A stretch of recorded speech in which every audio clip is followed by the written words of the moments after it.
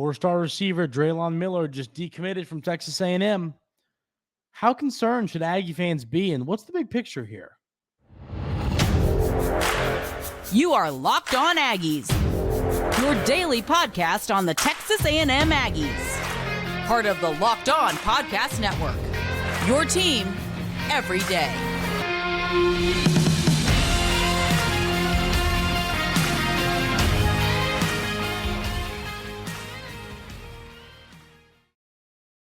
Welcome on into Locked On Aggies. I'm your host, Andrew Stefaniak. Thanks for making Locked On Aggies your first listen every single day.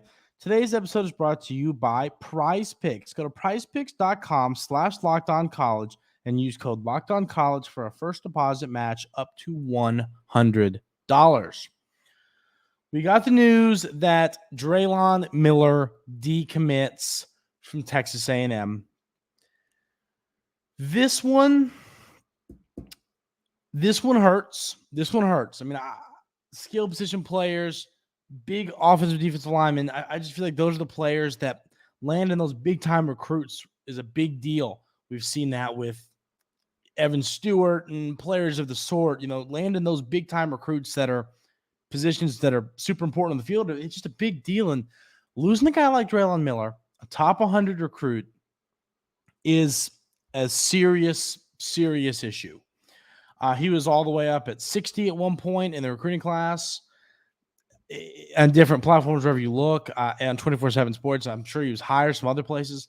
This is a big loss for the Aggies. This is a big loss. There's no way to sugarcoat this. Losing a recruit like this is a problem. Looks like LSU is making a big push. If I had to predict, are the Aggies out of it? I don't think. You can't say they're out of it, but I'm just a believer. If a kid decommits, I don't like their chances of recommitting. You don't see that a ton. So I lean toward this guy landing at LSU. He's going to be a good player for Brian Kelly and company if he does. But in segment 2 today, we're going to run through the recruiting class and kind of remind everybody why, hey, we're going to be all right. We're going to be okay. But this is a big loss. Once again, there are still talented receivers in this recruiting class, talented players, but this is a big loss, which we'll talk about We'll talk about the recruiting class now and where do we stand in the position, where do we stand as a whole in segment 2. But should Texas A&M fans be concerned with this? Saw a great comment on Twitter, someone saying something along the lines of basically like, Drelon Miller didn't decommit because of 2 close losses to ranked opponents. I don't think fans should look at it like that. Fans shouldn't look at it like, oh man, kids are decommitting because we're not producing anything on the field. That's not the way I look at it. I don't think that's the way Aggie fans should look at it. I think that Aggie fans should look at it. Sometimes schools make a push. I think that's what's happened with LSU. Everything I've read, everything I've heard, I've talked to my recruiting people, everything I've heard, it sounds like LSU's just making a run at this kid.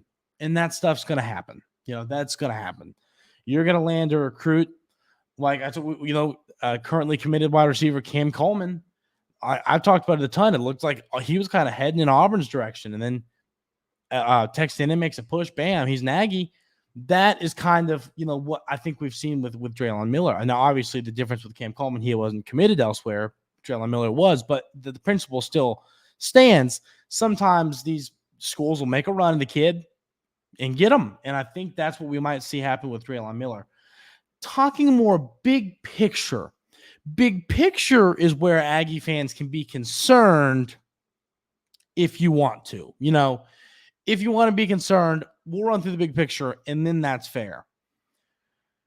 I talked about a lot in the offseason how this is a make-or-break year for Coach Fisher on the recruiting trail. Now, I think he's always going to recruit well, but I've talked about it. If I'm a Cam Coleman or a Dalen Evans or a Drelon Miller, if I'm one of these recruits, recruits like to win. Football players like to win. And if I'm a top-ranked recruit, I can pick where I want to play. I can take a pin and put it down on the map of the United States and say, and I can go play wherever it lands. So these players can go play at Georgia.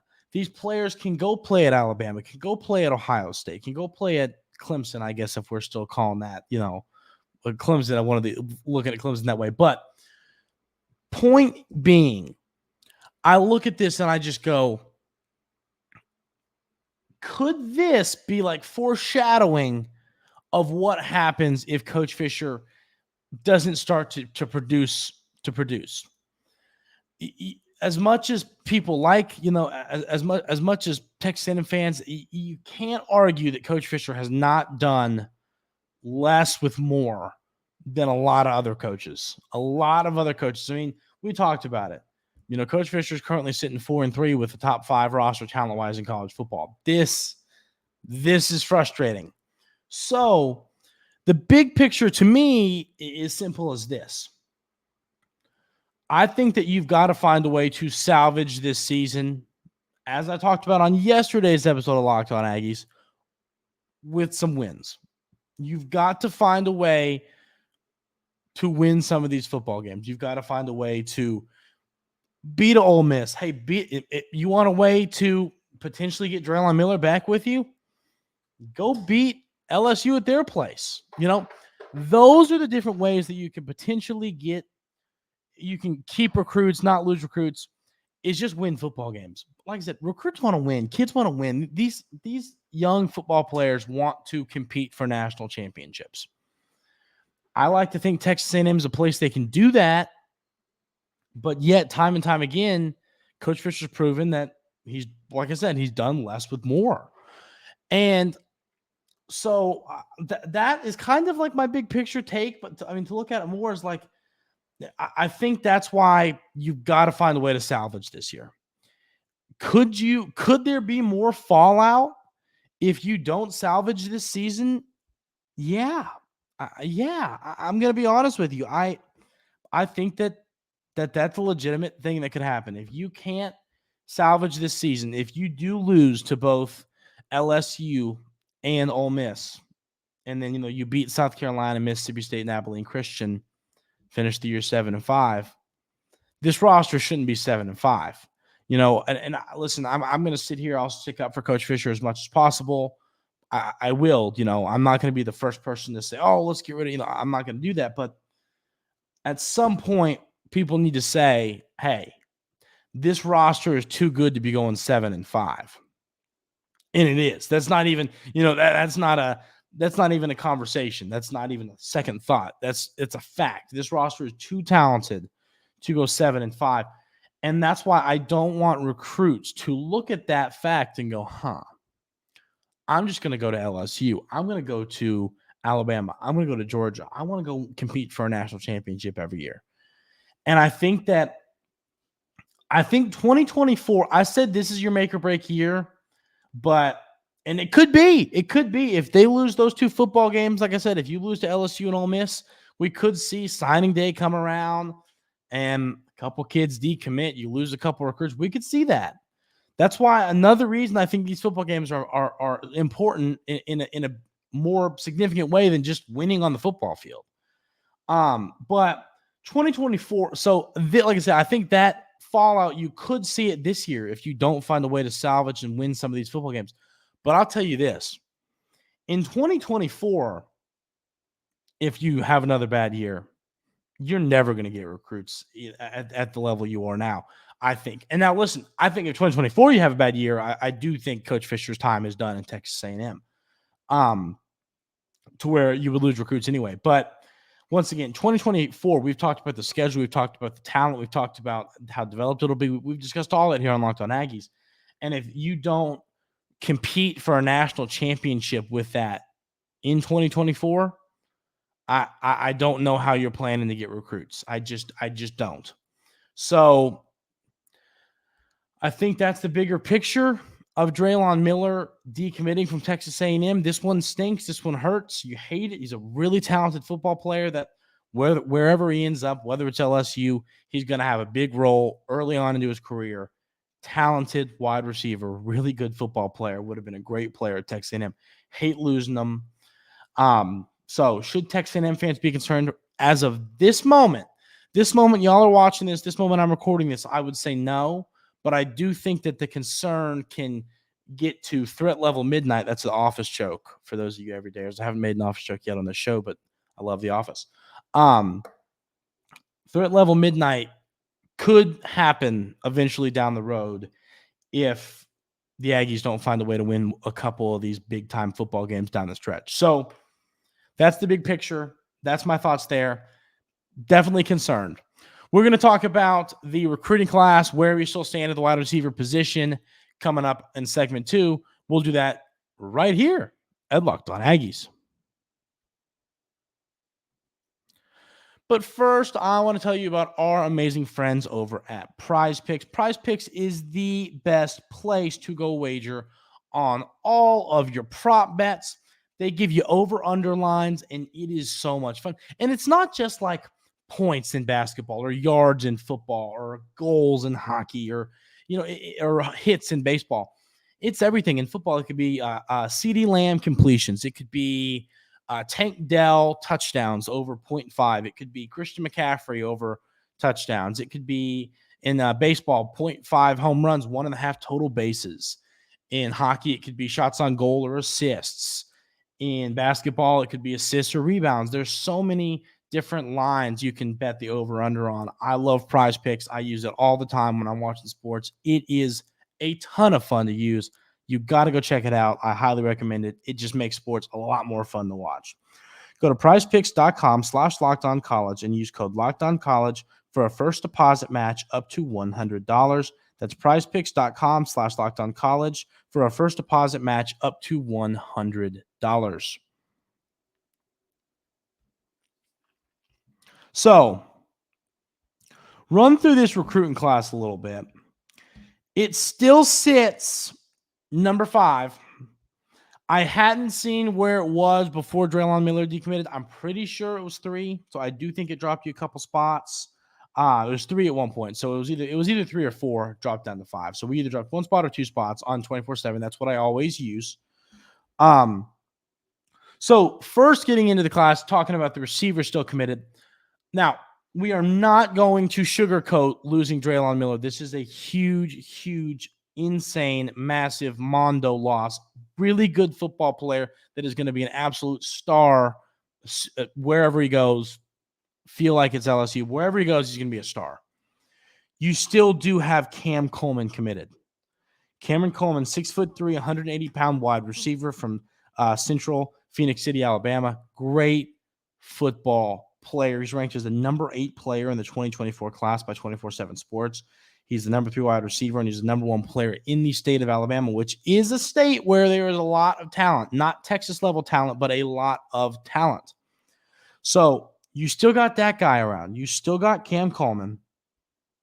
And then in the wide receiver room, you still have Ernest Campbell, who's taken a bit of a bump in the recruiting rankings. He's got his he's all the way up to in the composite rankings. So, the way recruiting rankings work is you have some players that are ranked high, some players that like 24/7 Sports has Ernest Campbell. He's the speedster, the speed demon, the really quick receiver.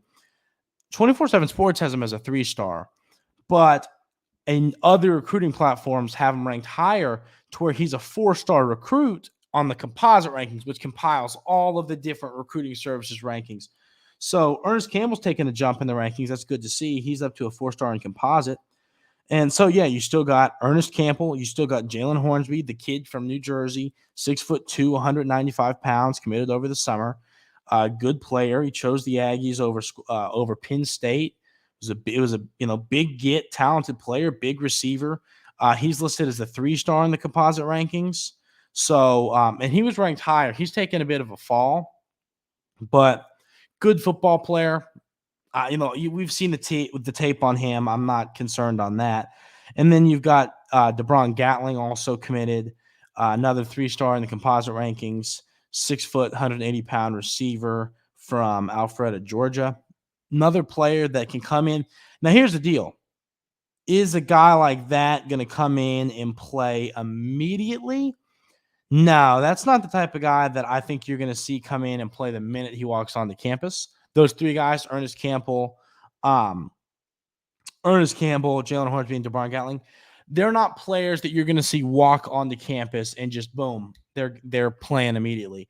Now, I think I said that about York, and look what we're seeing from him. So you never know. These guys could just have a big heading into the season and be good to go and play some good football. You can't put that past them. These are guys that could have a big role. So I'm not going to sit here, and act like they're never going to play. But I do think that Cam Coleman, though, on the other hand, is a guy who's going to come in, and the minute he walks onto campus, that guy is going to play a massive role for Texas A&M. I mean, the tape on him, it's just too good. He is too good. This is a wide receiver. This is an NFL player. I mean, Cam Coleman is going to be playing on Sundays. He's like, he reminds me a lot of Evan Stewart, just in the way that this kid's going to be playing in the NFL sooner than later. So, the receiver position is one in this recruiting class I still feel good about. I still, like I say, Cam Coleman is going to be a guy that's going to play a really big role for the Aggies the minute he walks on campus. I'm sold on him, not concerned about him. So now you got to do a good job holding on to him, because if you were to lose Cam Coleman, somehow that is when this receiver class starts to get a little thin and we get a little concerned. So yeah, you do have to make sure that you hold on to Cam Coleman, or then we might be a little concerned about the wide receiver, but we're not going to worry about it because it ain't going to happen. The other big time recruits in this class, you got Terry Bussey, the corner, incredible player. He can play both sides of the football. Talented guy. Another guy that's going to come in and compete for playing time the minute he steps on campus, which with the issues we've seen in the secondary this season, you got to feel good that he's going to be on campus soon. Then you got Dominic McKinley, who's worked his way all the way up. He's at a 3-star now, 31st player in the recruiting class, 6'5.5", 280-pound defensive lineman from Lafayette, Louisiana. Once another good player, going to play a big role. Dalen Evans is a guy who I think he's been committed for a very long time, 6'4". He's been committed since before I took over the show. 6'4.5", 260-pound defensive lineman, ranked as the number 42 player in the recruiting class. I think that you could see him. That would be the guy. If I had to predict a guy who's not a 4-star currently in the recruiting class, work their way up to a 4-star ranking, I would go with Dalen Evans. He's just a really good football player. I've talked to my recruiting guy on him a lot. There's a lot of people really high on this kid. So, yeah, I think he's going to play a big role for the Aggies. Then you get into some of these talented offensive linemen. You got Blake Ivy, top 100 recruit offensive tackle, 6'3.5", 280 pounds. Cohen Eccles, he's worked his way up the recruiting rankings. He's all the way up to a $196 in the recruiting class rankings. See, this is where Cohen Eccles is the type of player that I really like, and I'll tell you why. It's because I like 24/7 Sports rankings. That's just my preference. Everybody has their own, and 24/7 Sports has him ranked the highest in their recruit rankings. They have him ranked as a 4-star, the 196th best player in the 2024 class, but he's ranked as 284. He's still a 4-star, but he's ranked 284 in the composite rankings, which what that tells me is he's ranked higher in 24/7 Sports rankings, which I love to see because, like I said, they're the ones I use. They're the ones I like. That's just my preference. Then you got Asindre Afua, the big kid. This guy's just a beast, 6'4", 310 pounds from Seattle, Washington. Going to be an utter monster. Another talented offensive lineman, Weston Davis, talented offensive lineman. Ashton Funk, he's dropped in the rankings some. I've heard from some people that's because he just doesn't go to all these different camps and stuff like that. Ashton Funk is a really good offensive lineman, and I think he should be ranked higher than he is.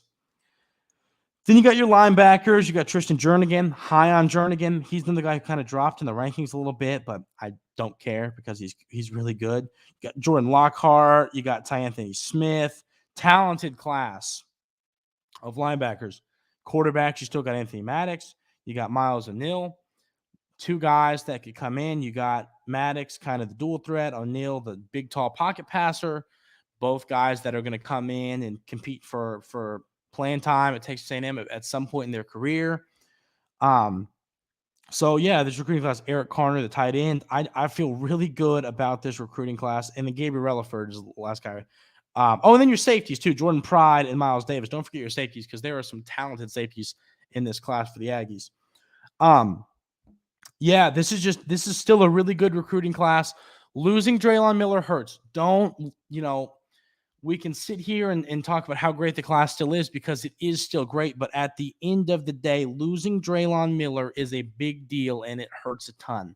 So that's nothing to be excited about as a Texas A&M fan. But this recruiting class is still in a good spot, and I still think it's going to finish top 5 when it's all said and done. We're going to talk about something we haven't talked about in a long time here on Locked On Aggies, and that's basketball, because there should be a lot of optimism in College Station about this upcoming season. We'll talk about that coming up right here on Locked On Aggies. But first, I want to tell you about our friends over at Jace Medical. Jace Medical is one of the most interesting new products that I've ever seen. It was created during the pandemic. They offer 2 services, the Jace Case and Jace Daily. The Jace Case is a case that comes with 5 antibiotics that can help you in a pinch, help you when you're sick, help you with some different infections. It is a big time thing that can help you. I'm getting ready to go on a fishing trip with my grandparents. We're heading down to Oak Island, North Carolina, and hopefully get on some big old bull reds. And, Jace Medical sent a Jace Case. I'm going to take it with me because you never know when you could need it. You never know what situation you might be in that you need a little bit of help, or that you could be sick, or you need an emergency. Jace Daily is another great product of theirs that gives you a supply of your everyday medicines so that if you ever run out, your supply is low, whatever the situation is, you have the medicines you need ready to go. This is just an all-around great company that helps people stay safe, stay healthy, stay alive. So, yeah, Jace Medical is a great company, great product. You have got to go check it out. I promise you won't regret it. Go to jacemedical.com and enter code LOCKEDON at checkout for a $20 discount on your order. That's promo code LOCKEDON at jasemedical.com.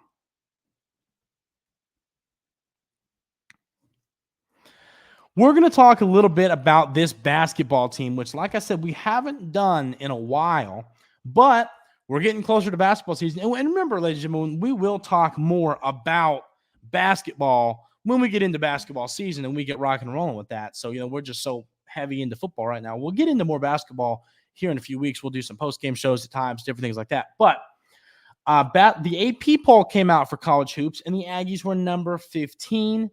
The SEC preseason polls came out, and the Aggies were projected to finish second behind the Tennessee Volunteers. And then Wade Taylor is the projected player of the year in the SEC. The reason this Texas A&M team, I've had some people kind of talk to me and say, hey, Andrew, we're going to have you on the show when basketball season gets closer, talk about Texas A&M, which is exciting. And the veteran leadership is what has folks so excited about this Texas A&M basketball team.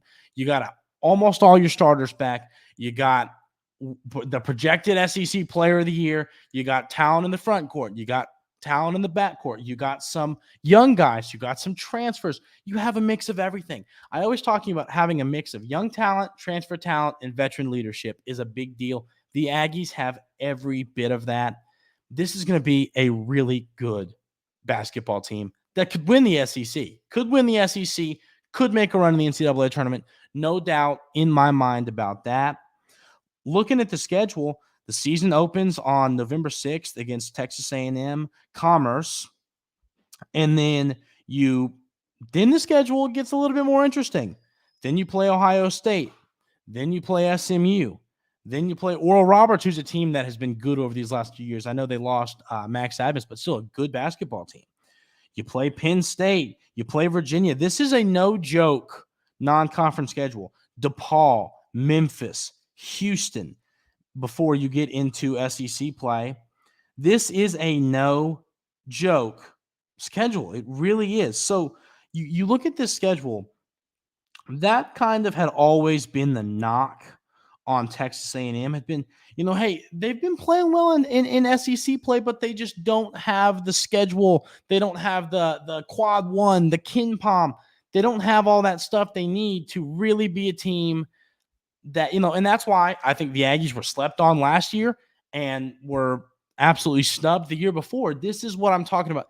This is why having that non-conference schedule right there is a big deal. You win a handful of those games, you beat Ohio State and you beat Penn State and Virginia, and then let's say you drop to Houston, but you beat Memphis. You go 4-1 or 3-2 in these big-time games. That is going to help you in seeding. It's going to help you in all this. Having this talented non-conference schedule is absolutely massive. Also, how much better flat out the SEC has gotten. You play a ranked Kentucky team, you play a ranked Arkansas team in January. Then in February, you play a ranked Tennessee team, a ranked Alabama team, ranked Tennessee again, ranked Arkansas again, and then in March, you don't play any ranked teams in March before you start the SEC tournament and stuff. But point is, it's a loaded schedule full of games that are going to be quad one, quad two, great opportunities for Texas A&M to get a high seed. This is going to be a real fun season in College Station watching some Aggie basketball. I can't wait to see how this team pans out. And like I said, we'll talk more about the basketball team throughout the season when we get closer there, but we got to, finish out the football season. We'll talk more about basketball when we get there, do some different bonus shows and stuff like that on basketball. That is going to do it for today's episode of Locked On Aggies. Thank you so much for tuning in every single day. I really appreciate it. Hope you all have a great rest of your day today. Hope you had fun hearing about some hoops. I know it wasn't fun hearing about Drelon Miller, so I hope the positives surrounding this basketball team lifted some spirits. Have a great rest of your day today, and we will see you tomorrow.